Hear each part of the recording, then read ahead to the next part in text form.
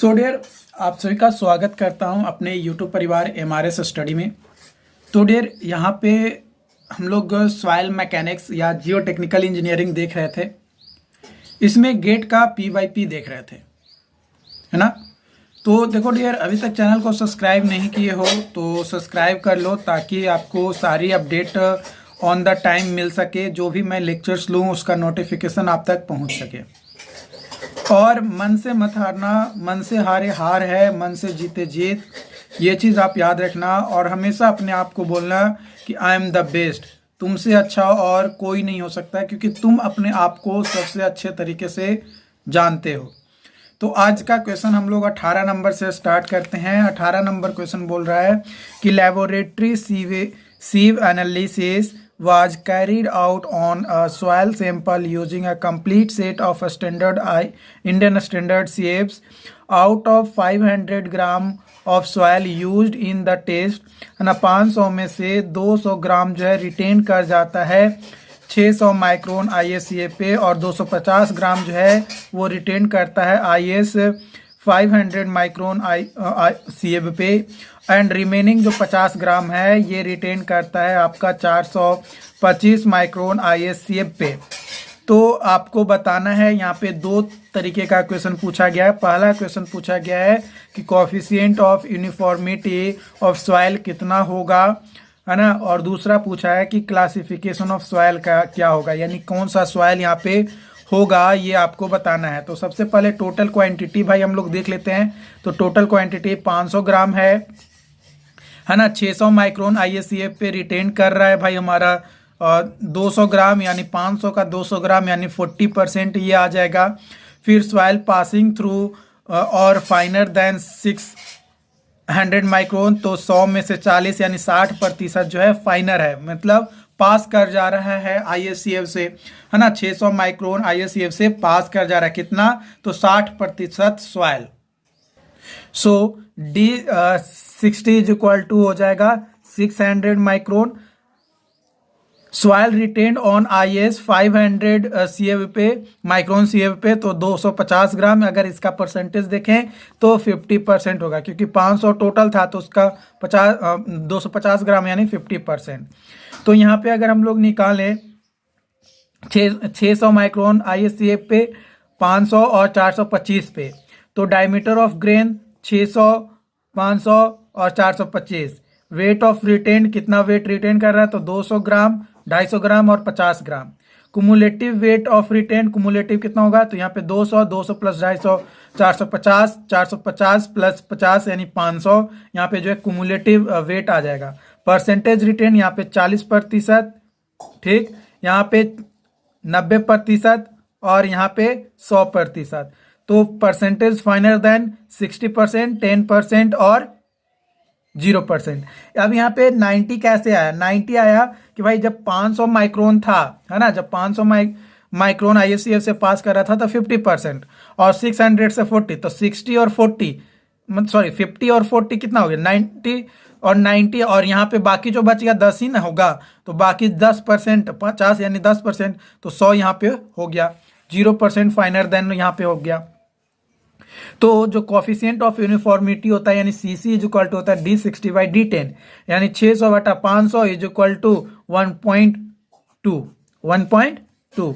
तो यहाँ पे हो गया। उसके बाद सेकेंड कंडीशन में बोला गया था कि कौन सा सॉइल होगा, तो soil passing through 750 micron CF, तो 0% पास कर रहा है। Less than 50% is passing through 75 micron CF, so soil is course, है ना, इससे कम ही पास कर रहा है भाई। 0% है यानी 50 से तो कम है ना, तो 50 से कम है तो सॉइल जो है कोर्स सॉइल होगा। तो कोर्स सॉइल में या तो सैंड होगा या तो ग्रेवल होगा। अब जो कोर्स सॉइल है उसमें भी 50% से ज्यादा वैसे सॉइल हैं जो 4.75 mmCF से पास कर रहा है ना, 50% से ज्यादा, है ना। आप देख पा रहे होंगे 50% से ज्यादा, तो वो आ गया भाई कोर्स में भी कौन सा सैंड आ गया, ग्रेवल ना होकर सैंड हो जाएगा। तो हम लोग जानते हैं कि सैंड जब हो गया तो CU यानी कोएफिशिएंट ऑफ यूनिफॉर्मिटी अगर 6 से कम है, 6 से कम है तो वो पुअरली ग्रेडेड होगा, यानी सॉइल जो है पुअरली ग्रेडेड सैंड हो जाएगा। कैसा सॉइल होगा? पुअरली ग्रेडेड सैंड जो है आपका हो जाएगा, जो कि ऑप्शन नंबर ए में आपका दिया हुआ था। चलिए यहाँ पे हम लोग जो है मैच कर लेते हैं। तो यहाँ पे आपका आंसर क्या होगा? पहला में 1.2 और दूसरा में एसपी यानी पुअरली ग्रेडेड सैंड जो है आपका हो जाएगा। तो ये आपका आंसर हो गया। आई होप कि समझ में आ गया होगा यहाँ पे। अगला क्वेश्चन है अ soil mass contain 40% gravel, 50% sand and 10% जो है आपका सिल्ट है ना, 10% सिल्ट। तो बताना है सॉइल को क्लासिफाई कैसे करेंगे। तो देखो इसको क्लासिफाई करेंगे हम लोग कि जनरल ग्रेवली, सिल्टी, सैंड है ना, ग्रेवली, सिल्टी, सैंड, क्योंकि सैंड ज़्यादा है, उसके बाद क्ले है, उसके बाद सिल्ट है।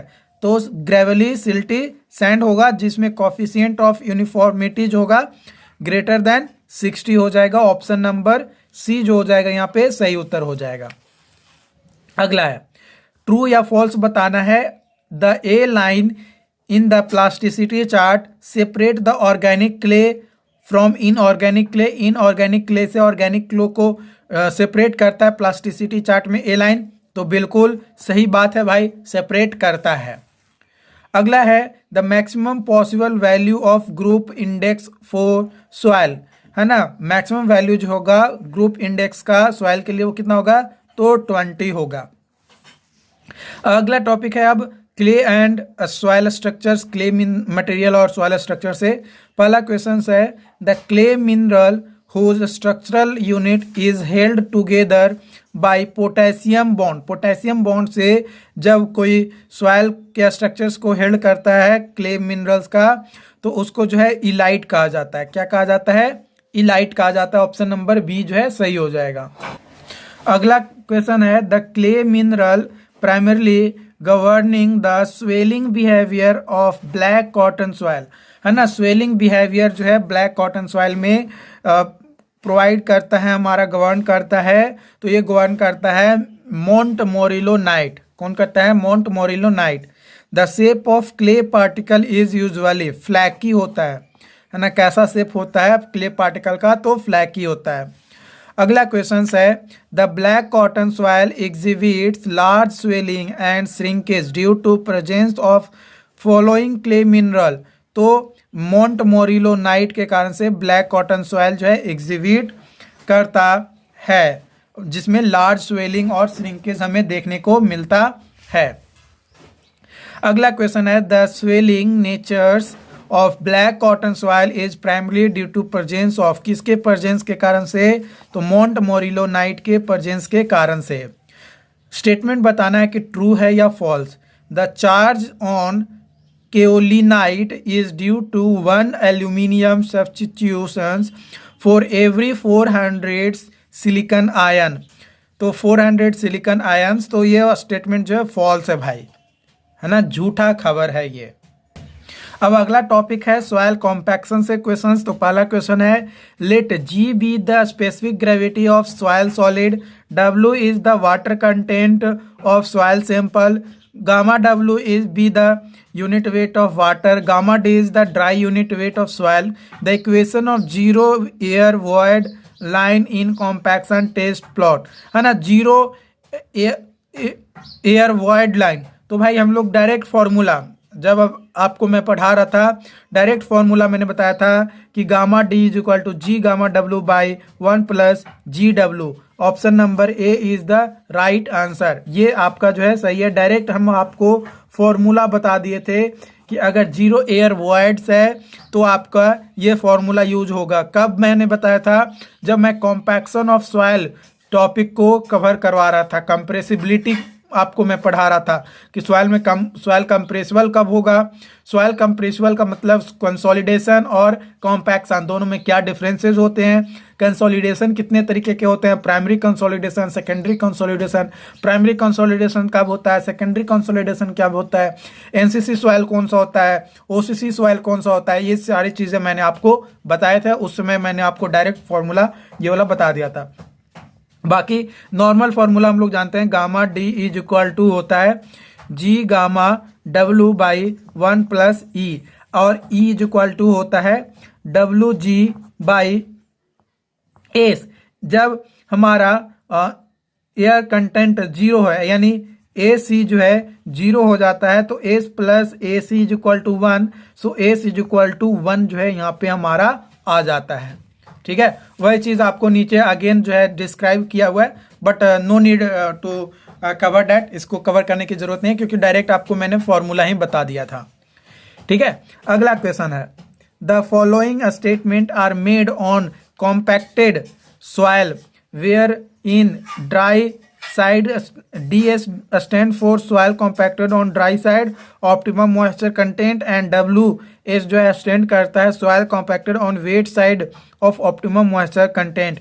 तो आइडेंटिफाई आपको करना है कि कौन सा स्टेटमेंट जो है इनकरेक्ट होगा, कौन सा स्टेटमेंट जो है आपका गलत होगा, ये जो है आपको यहाँ पे बताना है। पहला स्टेटमेंट है the soil structure is flocculated on dry side and dispersed on wet side. तो बिल्कुल ये स्टेटमेंट जो है हमारा ट्रू है, यह स्टेटमेंट क्या है, ट्रू है। अगला ऑप्शन है construction pore water pressure is low on dry side and high on wet side. ये स्टेटमेंट भी हमारा जो है ट्रू है। On drying shrinkage is high on dry side and low on wet side, ये जो है स्टेटमेंट फॉल्स है। On excess to water swelling is high on dry side and less in wet side, ये statement भी true है। तो हमें भाई इनकरेक्ट स्टेटमेंट बताना है, तो ऑप्शन नंबर सी जो है इनकरेक्ट है क्योंकि फॉल्स है। ठीक है, अगला क्वेश्चन है, 2 series of compaction tests were performed on the laboratory on an inorganic clay soil employing 2 different levels of compaction every per unit volume of soil. With regard to the above test, the following 2 statements are made. कौन सा 2 statement बनता है और कौन सा statement सही है? जो 2 स्टेटमेंट यहाँ पे दिया हुआ है, इन 2 स्टेटमेंट्स में बताना है कि करेक्ट स्टेटमेंट कौन सा है। पहला स्टेटमेंट है कि the optimum moisture content is expected to be more for the test with higher energy, और दूसरा maximum dry density is expected to be more for the test with higher energy। तो यहाँ पे जो स्टेटमेंट 2 है ना, स्टेटमेंट 2 जो है ये ट्रू है और पहला स्टेटमेंट जो है ये फॉल्स है। पहला स्टेटमेंट क्या है, फॉल्स है। तो यहाँ पे ऑप्शन नंबर बी जो हो जाएगा ये सही हो जाएगा कि only statement 2 will be true, है ना, सिर्फ दूसरा ऑप्शन जो है सही है। अगला क्वेश्चन है, in a compaction test GWS and E represent the specific gravity, water content, degree of saturation and void ratio of soil sample respectively. If gamma W represent the unit weight of water and gamma D is represent the dry unit weight of soil, the equation of zero air void line। भाई ये पहले ही question पूछा गया, देखो gate में भी जो है आपका क्वेश्चन जो है दोबारा पूछ देता है ना, तो ये चीज आपको ध्यान रखना है क्योंकि क्वेश्चन जो है आपके रिपीट तो होते ही हैं, ये चीज ध्यान रखना। क्वेश्चंस हमेशा हमेशा रिपीट किए जाते हैं, बस उसका बोलने का तरीका अलग हो जाएगा, है ना, लेकिन क्वेश्चंस का आंसर जो आएगा वो सेम ही आएंगे ना। तो यहाँ पे आंसर क्या हो जाएगा, gamma D is equal to S G gamma W by 1 plus GW। Option B is the right answer zero air void lines के लिए, क्या, ठीक है, गामा डी। अगला क्वेश्चन है कि कॉम्पैक्शन बाय वाइब्रेटरी रोलर की मदद से जो कॉम्पैक्शन किया जाता है वो बेस्ट मेथड होता है कॉम्पैक्शन किस केस में, मॉइस्चर सिल्ट सैंड में, वेल ग्रेडेड ड्राई सैंड में, clay of medium compressibility, silt of high compressibility. तो इसका सही उत्तर है option number B well graded dry sand में, option number B, not of D, है ना, option B is the correct. Deposit with flocculated structure is formed when, है ना, जो डिपोजिट होता है फ्लोकुलेटेड स्ट्रक्चर्स का वो फॉर्म होता है किसके द्वारा फॉर्म होता है? Clay particles settle on seabed, clay particles settle on fresh water lake bed, sand particles settle on river bed. तो इसका सही उत्तर हो जाएगा clay particle settle on sea bed, option number A is the right. थोड़ी यहाँ पे मैं बात करने वाला हूँ अगला क्वेश्चन कह रहा है a clayey soil has a maximum dry density of 16 kilonewton per metre cube and optimum moisture content 12%। A contractor during the construction of core of earthen dam obtained the dry density 15.2 kilonewton per meter cube, water content 11%. This construction is acceptable because ये acceptable होगा क्योंकि dry density और water content जब compact कर रहे हैं तो दोनों जो है क्या हो रहा है? कम हो रहा है। अगर कोई एक कांस्टेंट रहता और एक घटता तो भाई वो डिजायरेबल नहीं होता, वो एक्सेप्टेबल नहीं होता। तो ऑप्शन नंबर डी जो होगा यहाँ पे सही होगा क्योंकि both the dry density and water content of compacted soil are within the desirable limits, है ना, डिजायरेबल लिमिट्स में हो रहा है क्योंकि घट रहा है तो भाई दोनों घटेंगे ना, वाटर कंटेंट भी घटेंगे, ड्राई डेंसिटी का जो वैल्यू है वो भी घटेगा, तो दोनों हमारे यहाँ पे घट रहा है, तो कोई दिक्कत हमें यहाँ पे नहीं होगा। ओके देखो डियर, अभी तक चैनल को अगर आपने सब्सक्राइब नहीं किया है तो सब्सक्राइब कर लो ताकि आपको और भी आगे अपडेट मिलता रहे। ओके, और अपने सभी दोस्तों के साथ जो है इसे शेयर करो ताकि उन्हें भी जो है इसके बारे में पता चल सके और इसके बारे में नॉलेज ले सके। ओके, और डियर इसका जो नोट्स है वो आपको नीचे दिए गए डिस्क्रिप्शन बॉक्स में लिंक मिल जाएगा, उस लिंक के थ्रू जाकर जो है आप नोट्स को ले सकते हो, प्राप्त कर सकते हो। ठीक है, कोई दिक्कत नहीं होगा। चलो अगला क्वेश्चन है in a compaction test as the compaction effort is increase the optimum moisture content, क्या होगा? ऑप्टिमम मॉइस्चर कंटेंट जो है डिक्रीज कर जाएगा अगर कॉम्पैक्शन टेस्ट में कॉम्पैक्शन एफर्ट को इंक्रीज करेंगे तब ऑप्टिमम मॉइस्चर कंटेंट क्या हो जाएगा? डिक्रीज हो जाएगा।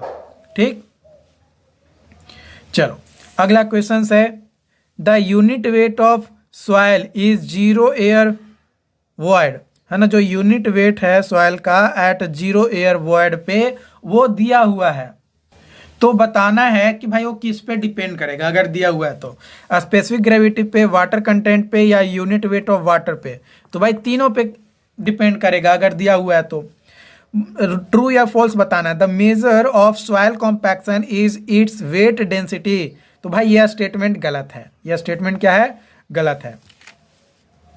The 0 air void curve is non linear owing to, non linear होगा कब, है ना, जब ड्राई डेंसिटी जो है 100% सैचुरेशन हो, being non linear function of void ratio, तो उस कंडीशन में नॉन लीनियर फंक्शन हो जाता है वॉइड रेशियो के। ठीक है, तो option number B is the right. Okay, अगला क्वेश्चन है optimum moisture content on standard proctor and maximum dry density at standard proctor, यहाँ पे दिया गया denotes the optimum moisture content and maximum dry density obtained from standard proctor compaction test में, और जो OMC MP and MDD MP है ये denote करता है optimum moisture content and maximum dry density from modified proctor compaction test. तो बताना है कि कौन सा स्टेटमेंट हमारा भाई सही है। ऑप्टिमम मॉइस्चर कंटेंट जो है ये हमारा क्या होगा?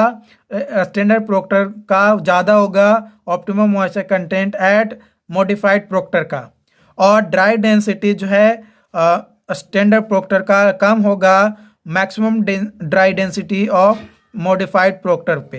तो option number B is the right. अगला क्वेश्चन है in a standard Proctor test, 1.8 kg of moist soil was filling the mold. Volume दिया हुआ है 944 centimetre cube from compaction. A soil sample is weighing 23 gram was taken from the mold and oven dried for 24 hours at the temperature of 110 degree Celsius. Weight of dry sample was found be 20 ग्राम, मतलब 23 से 20 ग्राम हो जाता है. Specific gravity जो है soil का दिया गया है 2.7.